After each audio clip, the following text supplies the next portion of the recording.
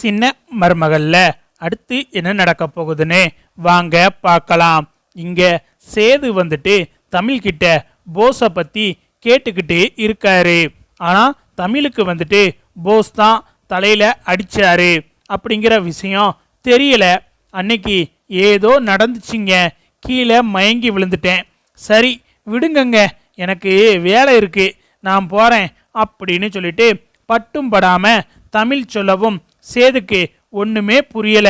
இவகிட்ட விசாரிச்சு உண்மையை தெரிஞ்சுக்கலாம்னு பார்த்தா இவ என்னடானா இப்படி சொல்லிட்டு போறாளே அப்படின்னு சொல்லிட்டு சேது ஒண்ணுமே புரியாம நிக்கிறாரு. சரி இப்படி இங்கே குழம்பி போய் நின்றுக்கிட்டு இருக்கிறதுக்கு பேசாம சிறுமலைக்கே கிளம்பி போயிடுவோம். அங்க காட்டுக்குள்ள தானே எல்லா விஷயமும் நடந்துச்சு. காட்டுக்குள்ள எப்படியும் ஃபாரஸ்ட் ஆபீசர் இருப்பாங்க, அங்க சிசிடிவி கேமரா எப்படியும் இருக்கும். அதனால அங்க போய் அந்த சிசிடிவி ஃபுட்டேஜ் எல்லாம் பார்த்தா உண்மை என்னன்னு கண்டுபிடிச்சிடலாம். அந்த காட்டுக்குள்ள போஸ் எப்படி மருந்தை எடுத்தான், தமிழ்ச்செல்வி எப்படி மயங்கி விழுந்தான்னு சொல்லிட்டு எல்லா விவரத்தையும் நம்ம சிசிடிவி ஃபுட்டேஜை பார்த்தா தெரிஞ்சுக்கலாம் அப்படின்னு சொல்லிட்டு சேதுவை பார்த்தா சிறுமலை கிராமத்துக்கு கிளம்பி போறாரு. சிறுமலை கிராமத்துக்கு போயிட்டு அங்க இருக்கிற ஊர் பெரியவரை போய் சேது பார்க்குறாரு. வாங்கயா, என்னையா இவ்வளவு தூரம் வந்திருக்கீங்க அப்படின்னு சொல்லிட்டு அந்த ஊர் பெரியவர் சேது கிட்ட கேட்கவும், ஐயா அது எனக்கு ஒரு விவரம் தெரியணும், அதனால தான் இவ்வளவு தூரம் வந்திருக்கேன்.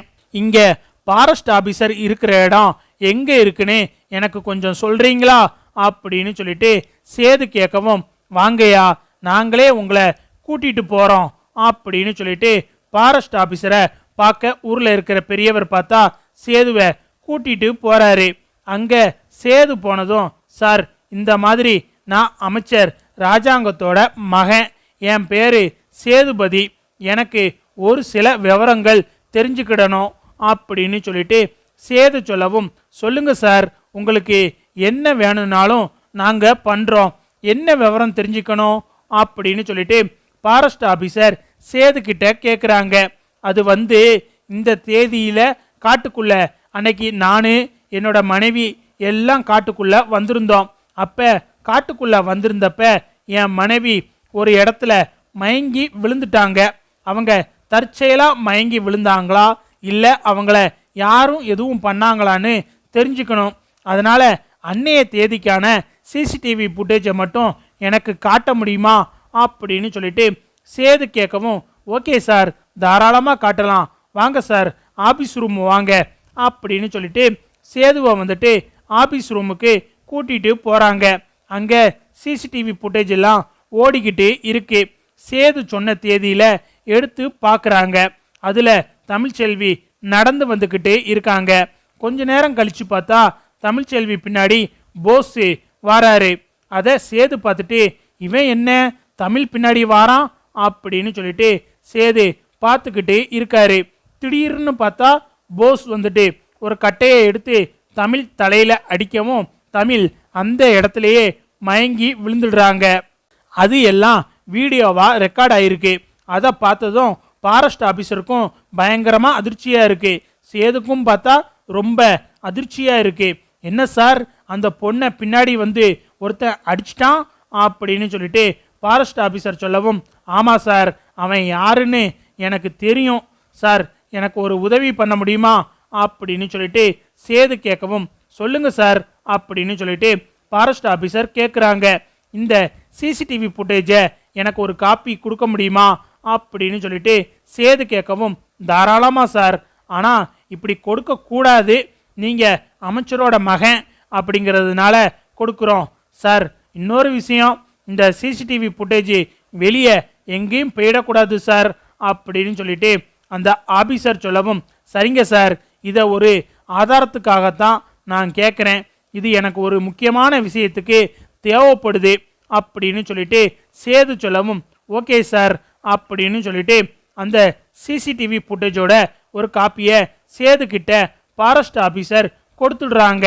மவனே இது ஒன்று போதும்டா, உனக்கு 1 கோடி கேட்குதா, 1 கோடி, தமிழ்ச்செல்வி எடுத்த மருந்தை நீ தலையில் அடித்து பிடுங்கிட்டு நீ தான் எடுத்த, நீ தான் வீட்டில் இருக்கிற எல்லாரோட உசுரையும் காப்பாத்தினேன்னு சொல்லி பெருமை வேற பித்திக்கிட்டு திரியிற.